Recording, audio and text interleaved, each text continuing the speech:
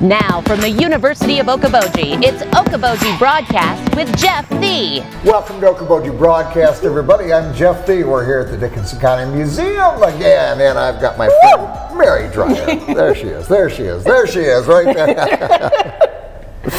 Oh, how are you, my friend? I'm good. You know what? I've missed you, Jeff. It's been a couple weeks. Been a couple weeks. We've been busy with budget for the county and a lot of meetings on that, and so we're and winter games. And winter games Yes. was a busy time, and you had a busy time with winter games with the little ice harvesting. Yeah, that was so fun. We had a pile of people here, including some kids. What have you got for me today, Mary? Well, Jeff, this is kind of exciting today. Oh, good. Because we've all kind of gone down the deep rabbit hole here about something that nobody knows about these days. Did you know, Jeff, there was a war here in Dickinson County? I did not. And we're not talking about settler versus Native American wars. And we're not talking about current stuff. And we're not talking, there are a few skirmishes going on out there. Yeah, so what war are we talking about? We are talking about the Sawmill War of 1858. The Sawmill War. Yes. Yes. I'm intrigued and completely baffled. I might add. I have no idea what a sawmill war means or what it takes to have one. So please fill me in. Let me set the stage for you first, okay? This occurred in 1858. Realizing that the first permanent settlers here came in 1857 and late 1856. So this is right at the very, very, very beginnings of time here in Dickinson. Colonization here, Yeah. There weren't many people around. Yeah. And basically, from what I've been reading in R.A. Smith's book lately, is that almost all of the people who lived here in 1858 were like the sheriff, the judge, the secretary of the board, Some more official capacity type? Yes. There were so few people here that most everybody had an official title and was involved with governance. Okay? So, folks were starting to build houses. The first houses here were out of logs or chunks of wood, whatever. But the time was coming that they wanted more than that. Okay, they wanted sawn logs, which up until this time they had to go to Algona or Mankato to get. So it was a big deal. That was a big deal. It was a big long deal trip, yeah. to get wood, to get lumber, right, to be used for building. And so some of these first guys, and we've talked about these guys before, kind of the first three main guys in Spirit Lake were Orlando Howe, Mr. Parmenter, and Mr. Wheelock. Right. Okay? And then there was another guy who was certainly involved in the area, and his name was J.S. Prescott. Right. And we hear his name a lot. We do. For good reason, I might add. Okay, so this story mostly involves those four guys with the addition of Fred Gilbert's father, Fred Gilbert of trap shooting fame, internationally famous. Right. His father, John, was involved in this story. Okay, so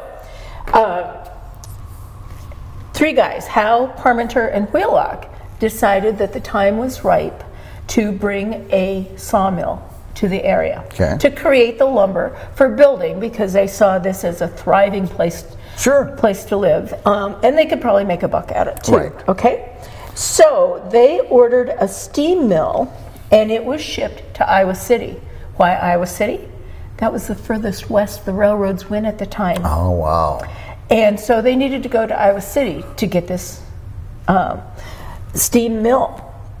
Unfortunately, they didn't have the bucks to pay for the shipping, and they didn't have the bucks to actually pay for the mill. Okay? So a little problem there. Right, yeah. Enter in Mr. J.S. Prescott. Okay. Enter into him. He had the bucks. And so he said that he would pay for the shipping, he would pay for the mill, and be part of the guys who run this mill, okay? This mill is in Iowa City, and they need to send a wagon down to get it, and they need to pay for it, like I said. And so they did. The boiler alone weighed 4 tons. Holy cow. Okay, now think about a 4-ton boiler coming across the prairie, no roads. Yeah. You know, any problems? Probably problems. A lot of problems. It took them 6 weeks to come from Iowa City with this. It was located, they located it in the grove south of the Okoboji Bridge. So we're figuring either in the area of the Ritz or the dry dock. Okay. Either side Right of there. on that side, okay. Due to some misunderstandings and the lack of legal guidance, some problems arose between Dr. Prescott on one side and Hal Wheelock and Parmenter on the other side. Okay? The contest was a long and bitter one. Before it was ended, most of the people in the county had been drawn into taking one side or the other. Prescott, in addition to other claims he had, including the Gardner place, endeavored to hold the Okoboji Grove place where this mill was. He wanted the ground, okay? Okay.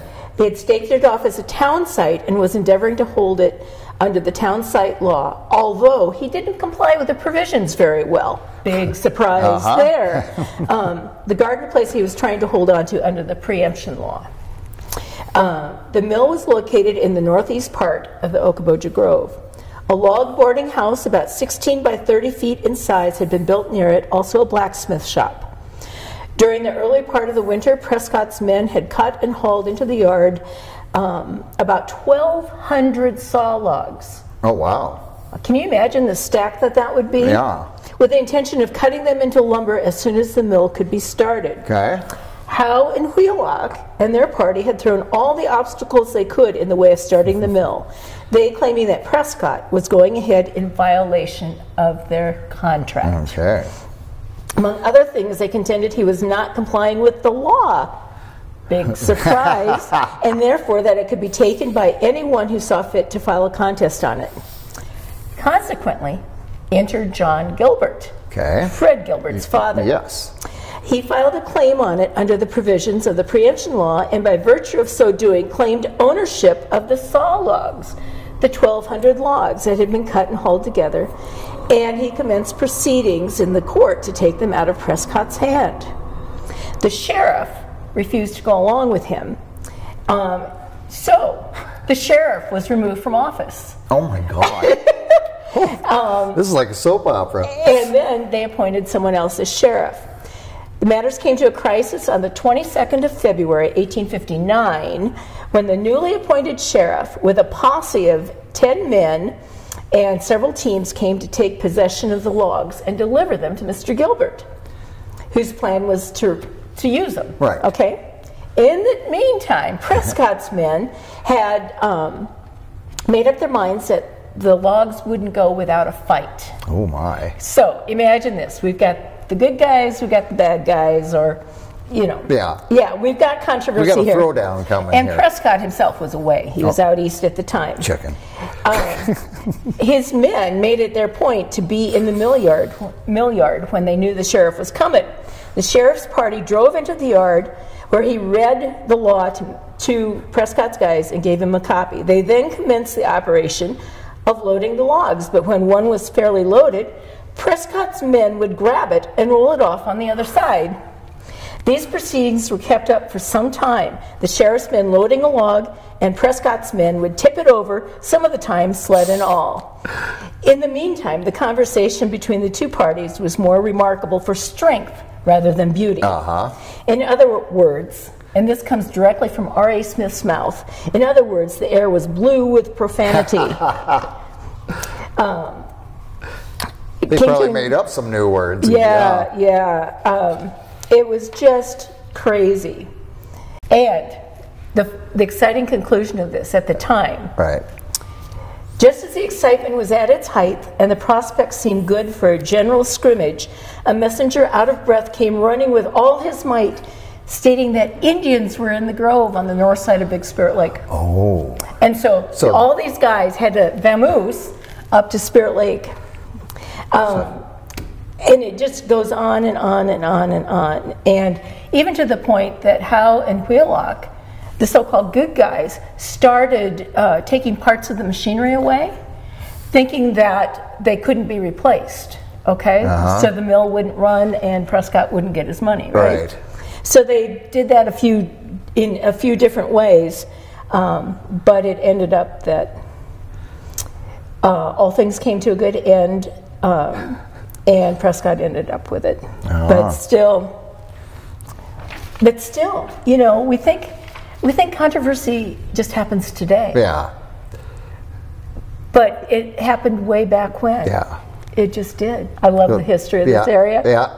We're standing right in the middle of it. It's just those times have come and gone and been recorded, thank goodness. Thank goodness. I wanted to tell you, too, we've got 2 History Lives programs coming up in the near future. Okay. February 22nd at 7 o'clock here at the museum, Jonathan Reed's going to be talking about the camps of the area. He's got that brand new coffee table book, doesn't he?